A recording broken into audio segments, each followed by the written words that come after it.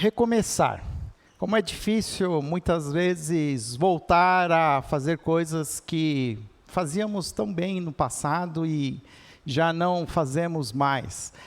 Como muitas vezes voltar a buscar, tomar as decisões acertadas para caminhos que muitas vezes abandonamos. Recomeçar significa retomar, fazer de novo após uma interrupção. Recomeçar não significa muitas vezes apagar e fazer de novo, mas muitas vezes significa fazer outra vez, tentar fazer diferente, tentar entender o que ficou errado e tentar mudar. Há um ciclo, muitas vezes, de insanidade que muitos de nós acabamos sendo tomados, que é tentar fazer as mesmas coisas, buscando resultados diferentes.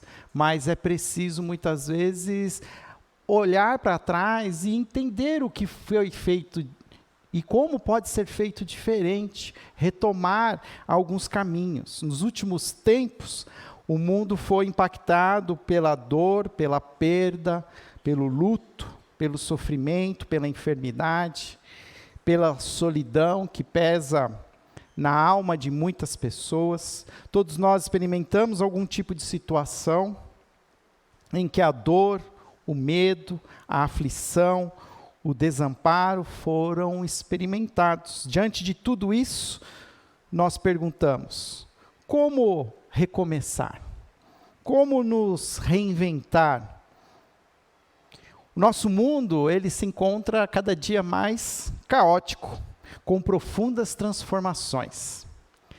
A pandemia, que ainda não acabou, ela acelerou algumas mudanças, coisas que estavam acontecendo, talvez numa certa velocidade, de uma hora para outra, é uma outra realidade, vivemos uma outra história, e eu vejo como nós vamos nos adaptar, precisamos nos adaptar, nós não podemos simplesmente adotar uma atitude de medo e dar um passo para trás e ficar esperando as coisas melhorarem, as coisas não vão melhorar.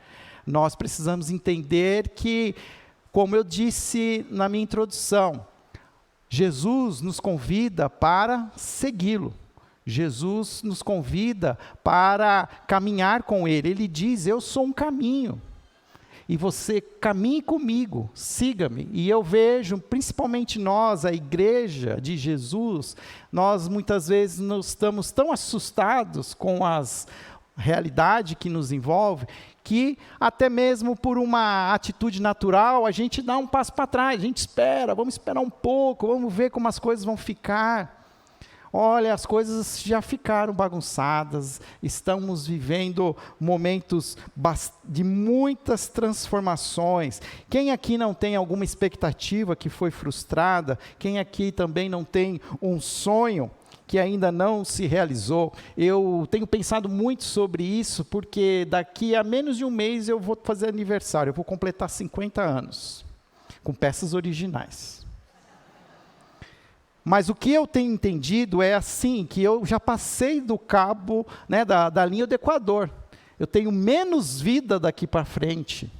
E eu tenho tentado entender o que algumas coisas que eu deixei de acreditar, que eu abandonei, mas que eu deveria retomar, porque elas são importantes. E que outras coisas talvez eu acabei me encantando e muitas vezes tomado o meu tempo e eu estou desperdiçando aquilo que ainda resta da minha vida. Eu tenho entendido e eu estou tentando fazer esse exercício de recomeçar, mas de recomeçar de uma maneira mais assertiva, inclusive muitas vezes dizendo: não, isso aqui eu não vou mais fazer, porque isso aqui não vai funcionar, eu já sei para onde isso vai dar, e eu não tenho mais tempo para... Alguns sonhos, talvez, que eu tinha, e a Dani, que me conhece, sabe que eu sou um cara que sonha, ela dá uns cortes todo dia, mas talvez eu já estou começando a entender, não vai acontecer. Não vai acontecer. Mas a gente não pode simplesmente dizer: então tá bom, então é isso? É só isso? Não, não é só isso. É preciso entender que a vida, ela tem surpresas. Surpresas às vezes desagradáveis, mas também existem surpresas que vêm e nos encantam e que quem pode imaginar que quantas coisas belas ainda podem acontecer. Mas para que isso aconteça, é preciso recomeçar. Eu vejo muitas vezes uma igreja, e aqui eu não falo de vocês, porque hoje vocês estão aqui, mas quantos que nós conhecemos que não mais voltaram ao convívio, à comunhão, mas mantém-se nas suas casas, no conforto da sua sala, com a sua pantufa, o seu pijama, porque é realmente uma ótima opção assistir culto de pijama. Mas é preciso recomeçar. A vida é para ser vivida fora das quatro paredes. E nós precisamos caminhar, seguir em frente. Romanos, capítulo 8, é um dos capítulos talvez mais bonitos que nós temos na nossa Bíblia. Abra sua Bíblia no livro de Romanos, no capítulo 8. Nós vamos ler Romanos capítulo 8. E eu até esqueci aqui, eu estou aqui falando, divagando, mas até a cidade de Campinas, ela tem um símbolo de recomeço. Você já prestou atenção nisso?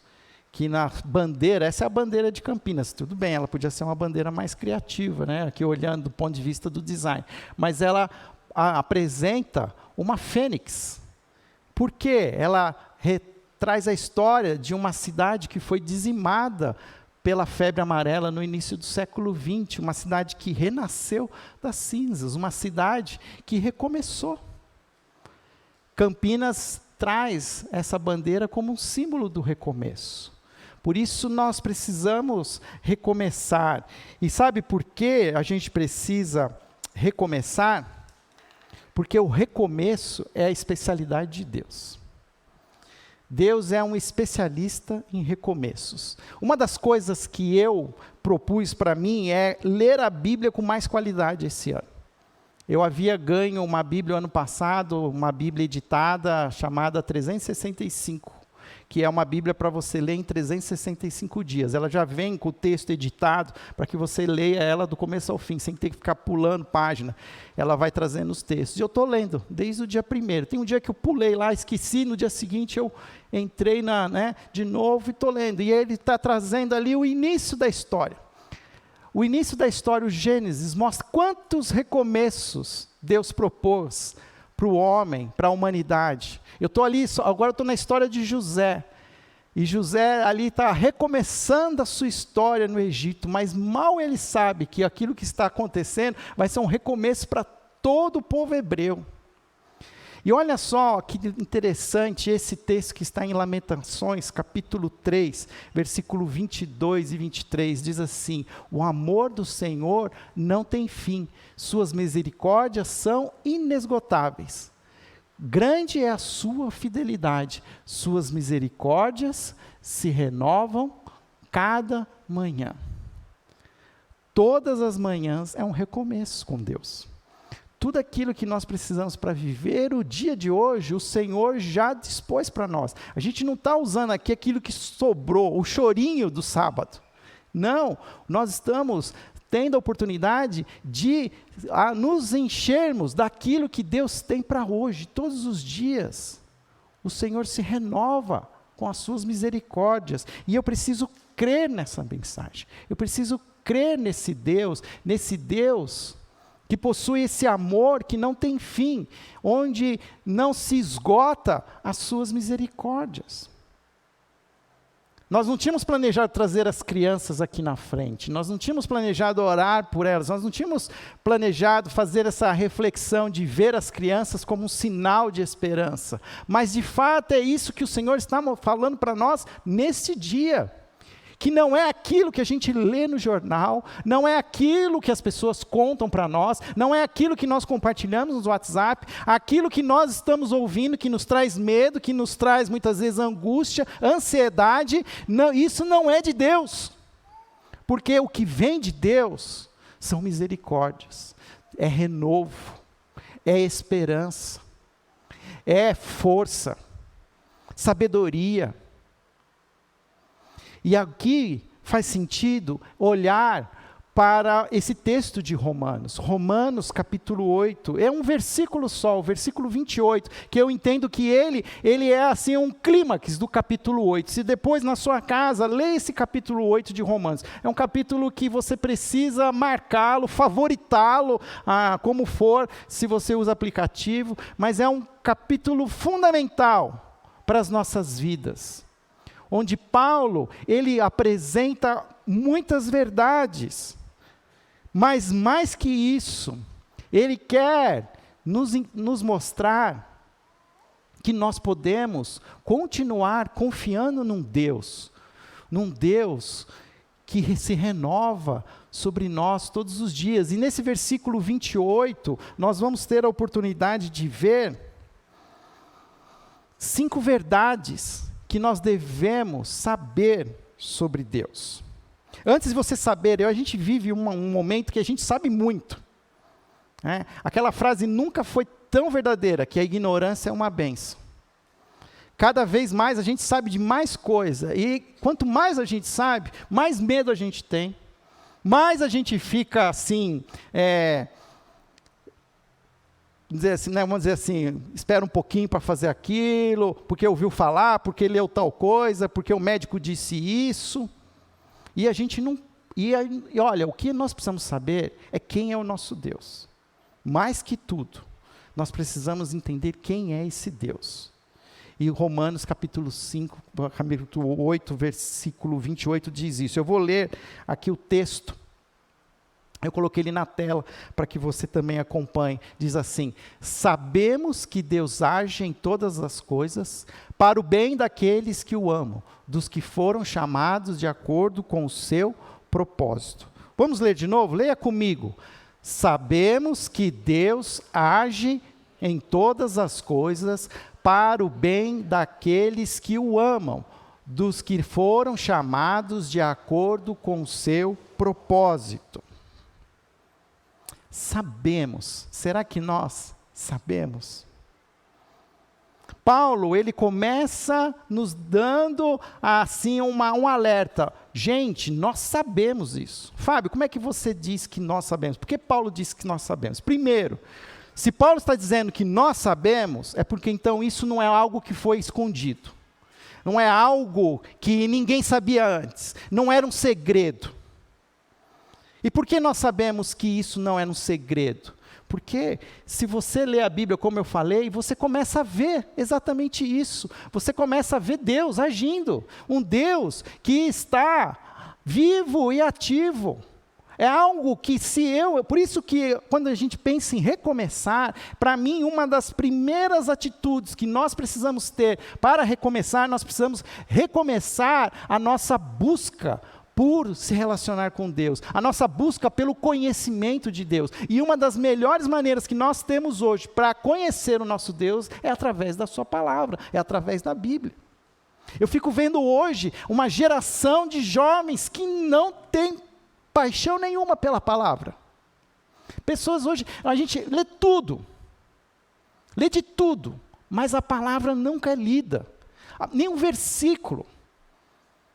E é onde está toda a fonte de que nós precisamos, de conhecimento, a revelação. Ah, Fábio, mas o Velho Testamento é muito difícil. Começa lendo o Evangelho de João. Começa a entender que Jesus é Deus.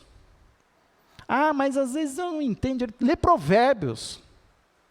A minha mãe falava para mim, todo mês de 31 dias, olha, ótima oportunidade para ler Provérbios. Lê um provérbio, um capítulo por dia. E é de fato. Quantas verdades nós não olhamos para o texto de Provérbios, então, e a gente vai entender. Ou seja, então Paulo está dizendo assim, gente, olha, é sabido, nunca foi escondido, nunca foi um segredo. Agora, o que é isso que a gente precisa saber? Nós precisamos, primeira coisa, é entender que é um Deus que age.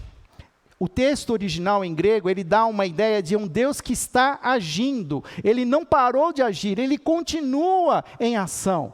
Não é um Deus que criou tudo e deu as costas, falou, bom, agora vocês se viram, vocês deu os seus pulos, faz o que vocês têm que fazer.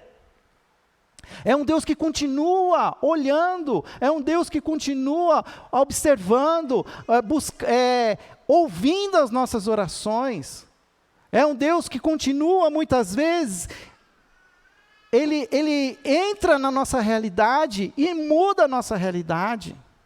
Como também, muitas vezes, é um Deus que também não muda a nossa realidade. Porque nós precisamos entender. Lembra que eu falei que a melhor maneira de conhecer Deus é chamando Deus de Pai. Eu não sei qual o pai que você teve. Eu sou pai também. E eu fico pensando no meu papel de pai, e eu como um pai que ama os meus filhos, eu estou agindo para o bem dos meus filhos, mas às vezes o que eu faço não é o que os meus filhos querem. Às vezes o que eu decido não é o que eles saem batendo porta. Mas eu estou buscando o melhor. E esse Deus é assim, é um Deus que continua agindo. Há uma famosa frase que diz assim: aonde está Deus quando as coisas dão errado? A melhor resposta é: quem será que se afastou? Foi Deus ou foi nós? Deus está pronto para ser ouvido, ser conhecido, e Ele está agindo, Ele quer continuar agindo na sua vida, Ele quer que você recomece. E aqui eu tenho que entender Deus à luz da imagem de Cristo. Cristo é a imagem desse Deus invisível. Então toda vez que Deus começa a ser alguma coisa assim, uma figura, ou uma coisa que é muito difícil de entender, aí eu vou para Jesus, porque Jesus é a imagem desse Deus invisível. E aí olhando para Jesus, eu vejo assim, que Jesus ele não quer que eu faça nada que Ele também não esteja disposto a fazer comigo. Mas o que eu tenho que recomeçar é muito difícil. Um relacionamento rompido. Está lá, na sua memória. Algum momento você lembra de um nome, é uma pessoa, é um amigo, é um familiar. Mas, isso é muito difícil. Você deixa lá em stand-by. Outra coisa para recomeçar, casamento. Quantos casamentos estão em banho-maria? Casamentos funcionais. Casamentos bonitos na rede social. Gente, eu soube de uma história de uma família linda que decidiram pelo divórcio. Ainda estou impactado. Mas você olha as redes sociais, não mostra nada. Como é que você recomeça? Como é que você volta? Como é que você restaura? Eu tenho que entender que existe esse Deus que quer caminhar comigo, por mais que eu não queira. Jesus dizendo assim, eu vou com você. Quando ficar muito difícil, pede a minha ajuda. E Ele diz isso, que tudo que Ele está fazendo, Ele está agindo em todas as coisas. Todas as coisas, não é só as coisas boas, né? A gente gosta muito de agradecer a Deus pelo aquilo que está acontecendo de bom na nossa vida, a gente fica feliz. Mas você já parou para pensar que às vezes os perrengues e as diversidades também estão debaixo da permissão de Deus? E que elas também fazem parte daquilo que Deus está propondo? Se você está com a sua Bíblia aberta, no capítulo 8, volta lá para o versículo 18. Paulo, nesse mesmo capítulo, ele diz assim: considero que o nosso sofrimento de agora não é nada comparado com a glória que Ele nos revelará mais tarde. Olha, uma lição que nós precisamos aprender. Duas palavras que caminham juntos: sofrimento e glória. Mas o sofrimento chega primeiro que a glória. Vou ler de novo. Ele diz: considero que o nosso sofrimento de agora não é nada comparado com a glória que Ele nos revelará mais tarde. Quem quer experimentar a glória? Eu quero. Mas para chegar na glória, o caminho tem um nome, se chama sofrimento. E é verdade, gente. Quantas coisas a gente não precisa recomeçar com disciplina, com esforço, às vezes com dor, sem vontade, porque a gente está com uma convicção de que isso vai ser melhor. E coisas assim, não precisa nem ser um plano espiritual. Um simples regime. Abrir mão de todas essas opções de açúcar, de comidas, e você sofre, mas você está olhando para a glória, de pesar naquela balança lá e chegar né? Eu estou pensando aqui que eu tenho que marcar com o meu cardiologista, mas eu já sei o que ele vai falar para mim, então eu estou tentando aqui chegar no meu cardiologista na glória. Mas para chegar no cardiologista na glória, eu ainda preciso de um caminho de sofrimento. Eu ainda estou aqui tentando força, coragem. Mas nós precisamos entender que muitas vezes Deus está agindo, trazendo essas pedras no caminho, trazendo desconforto.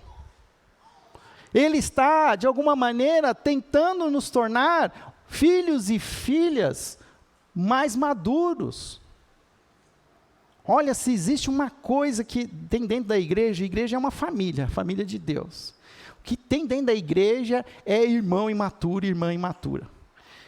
E assim, não é questão de tempo de igreja, mas é de imaturidade emocional. Parece aquele filho mais velho da parábola do filho pródigo. Ele se irrita com tudo que dá errado. Fala mal dos crentes novos, que é o irmão mais novo. Isso é imaturidade. Ele não entende que ele está sendo moldado. Que muitas vezes o que ele está perdendo é para o benefício dele no futuro. Sabemos que Deus age em todas as coisas. E aqui, então, para o quê? Para o bem. Para nos trazer algo melhor. Quem aqui não conhece de cor Jeremias 29:11? Eu é que sei os pensamentos que tenho a vosso respeito. Pensamentos de paz e não de mal, para vos dar o fim que desejais. Olha, esse é outro versículo que você precisa ter ele decorado, estampado. O dia que está tudo difícil na sua vida, que as coisas começam a dar tudo errado, começa com o copo de leite caindo na mesa, né? Cachorro mordendo o calcanhar, você tem que lembrar de Jeremias. Eu é que sei os planos que tenho a seu respeito. Planos de paz, prosperidade, para vos dar o fim que deseja. Quando é que Deus falou isso? Deus falou isso para Jeremias, quando o povo estava sendo levado cativo.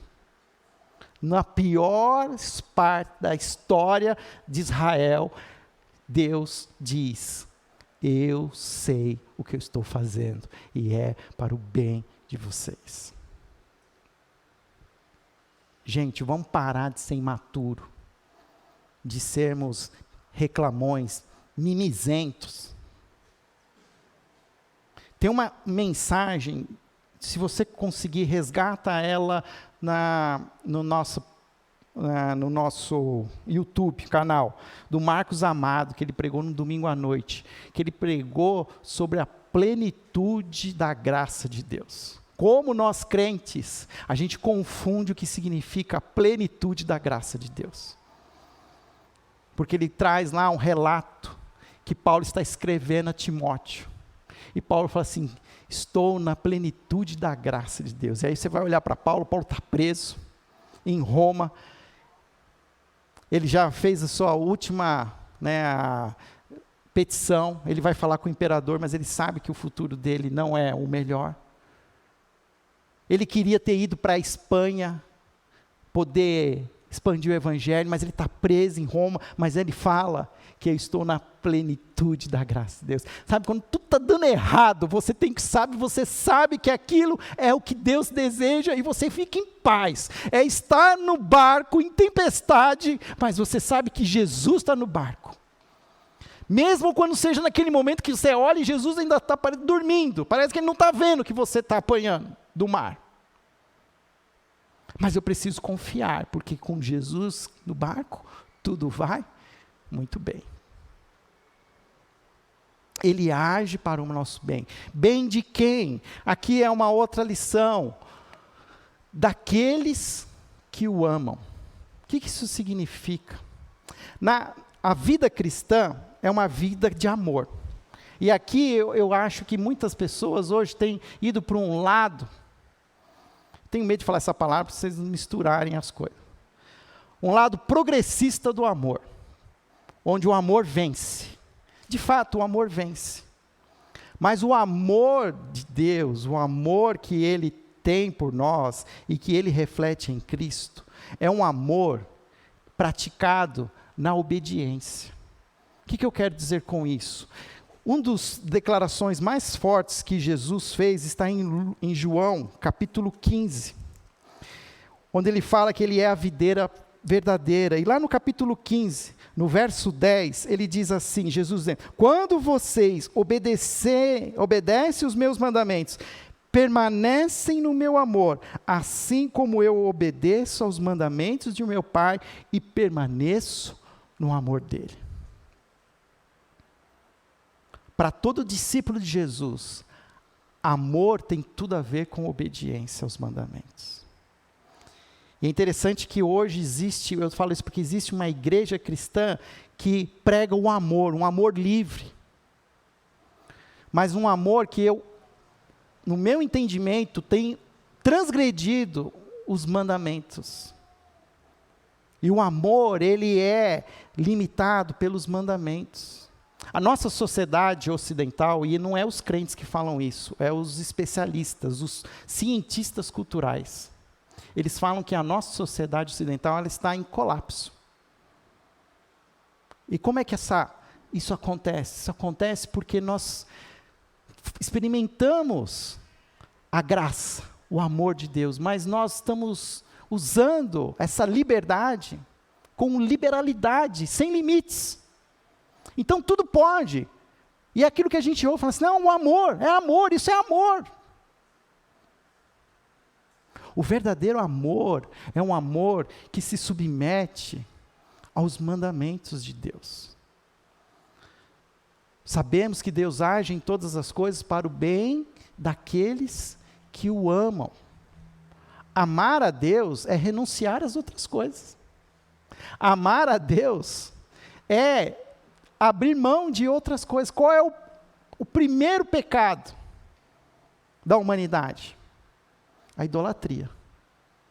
É tirar Deus da sua posição e colocar qualquer outra coisa. Se você voltar para Romanos capítulo 1 e 2, ele vai dizer que homens e mulheres decidiram adorar a criação em vez do Deus Criador. E nós precisamos entender que nosso amor por Deus exige de nós obediência. Interessante quando a gente fala com os nossos filhos e pede para eles obedecer, uma das maneiras que eles vão agredir a gente, às vezes é falando assim, eu não te amo mais. Verdade ou mentira? Eu não te amo mais. Eu amo a vovó deixa eu fazer tudo o que eu quero. Mas vovô e vovó servem para isso. Mas pai que ama o filho, dá limites. Tem zelo, e deseja zelo dos seus filhos, amor. Por isso, gente, será que muitas vezes nesse meu recomeço, eu preciso pensar, eu estou alinhado com os mandamentos, com o que Deus deseja de mim? Porque daí vem essa quinta coisa que nós precisamos saber sobre Deus, que Ele tem um propósito dos que foram chamados de acordo com o seu propósito. Gente, parece óbvio o que eu vou falar, mas Deus não está escrevendo a sua história. A gente entra na história querendo ser o ator principal, querendo brilhar. Nós queremos ser famosos. Queremos que a nossa história ela seja uma história de sucesso. Mas não é esse o nosso chamado. Deus tem um propósito maior, um propósito de resgatar homens e mulheres para se tornarem seus filhos e suas filhas. Deus está contando uma outra história, e se você quer fazer parte dessa história, você precisa entrar na história que está sendo narrada, que é a história de Cristo. As nossas histórias só terão significado e realmente sobreviverão na eternidade se nós nos unirmos à história de Cristo. Há um propósito. Qual é o propósito de Deus? Deus tem um propósito de que os seus filhos e as suas filhas estejam com Ele na glória.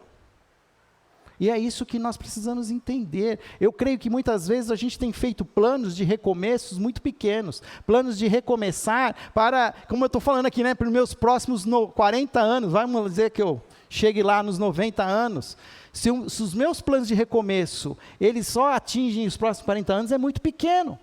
Eu preciso entender que o recomeçar significa o viver eternamente. Diante disso, Romanos termina o capítulo 8 com 5 perguntas sem respostas. E ele termina lá em cima, porque ele termina dizendo o seguinte: se Deus é por nós, quem será contra nós? Perguntas que não tem resposta. Porque ele já diz assim: Deus é conosco. Quem pode? Porque você fala assim, quem é contra mim? Aí pode levantar um monte de gente dizendo que é contra mim. Agora se eu falar assim, Deus está comigo, quem está contra mim? Aí começa, sai um de cada vez. É isso que ele está falando. Se Deus é por nós, quem será contra nós? O mundo incrédulo? Um mundo sem limites? O próprio pecado que habita em mim? A morte derrotada, mas ainda não eliminada? Que nós vamos passar por dias difíceis, dias de luto? O próprio inimigo das nossas almas, ele pode contra nós? Ele pode nos atrapalhar muito, mas ele não pode contra nós. A segunda pergunta: aquele que não poupou o seu próprio filho, mas o entregou por todos nós, como não nos dará juntamente com ele e de graça todas as coisas? Terceira pergunta que ele faz, ou seja, só para terminar, Deus já nos deu o mais sublime, o mais valioso de todas as dádivas, seu próprio Filho. A cruz é a garantia da contínua, infalível generosidade de Deus. Jesus é suficiente. Jesus é suficiente. Tudo aquilo que eu preciso para viver a vida cristã, para recomeçar, já habita em mim. Eu já tenho. Quem fará alguma acusação contra os escolhidos de Deus? É Deus que os justifica, ou seja, Deus é o nosso juiz e Ele já nos declarou justos. Nós temos um péssimo costume de identificar as pessoas pelos seus pecados. Lá vai a fulana, lá, que fofoqueira. Lá vai o bêbado, lá vai o mentiroso, lá vai o enganador. Nós temos um péssimo hábito de identificar as pessoas pelos seus pecados. Mas Deus nunca nos tratou dessa maneira. Deus nos chama pelo nosso nome. Eu sou o Fábio, filho de Deus, salvo em Cristo Jesus. Apronto um montão, só Deus sabe. Mas pelas misericórdias do Senhor, Deus me acolhe e me chama de justo. Quem os condenará foi Cristo Jesus que morreu, e mais, que ressuscitou, está à direita de Deus, e também intercede por nós. 4 coisas que Deus fez em Cristo. Jesus morreu, Ele ressuscitou, e Ele está à direita de Deus, e Ele também intercede por nós. O que mais você precisa? Ele está ali pronto para interceder. Eu gosto desse convite que Jesus faz em Mateus, capítulo 11, e quando eu estou também em momentos difíceis, de angústia, eu leio esse versículo de Jesus como o meu intercessor, que diz: venham a mim todos vocês que estão cansados e sobrecarregados, e eu lhes darei descanso. Tomem sobre vocês o meu jugo, deixem que eu lhes ensine, pois sou manso e humilde de coração, encontrarão descanso para a alma. Meu jugo é fácil de carregar, o fardo que lhes dou é leve. Quem nos separará do amor de Cristo? Tribulação, pandemia, angústia, desemprego, perseguição, fome, nudez, perigo, espada, violência. Nada pode nos separar do amor de Deus que está em Cristo Jesus, nosso Senhor. Tudo que nós precisamos para recomeçar, nós já temos.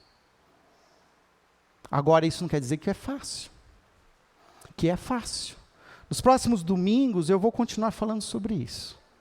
Mas eu queria também que esse exercício do recomeço fosse algo em comunidade. Por isso eu queria que você tivesse a coragem de compartilhar comigo o que para você é difícil recomeçar. Porque eu quero caminhar, entender e, à luz da palavra, trazer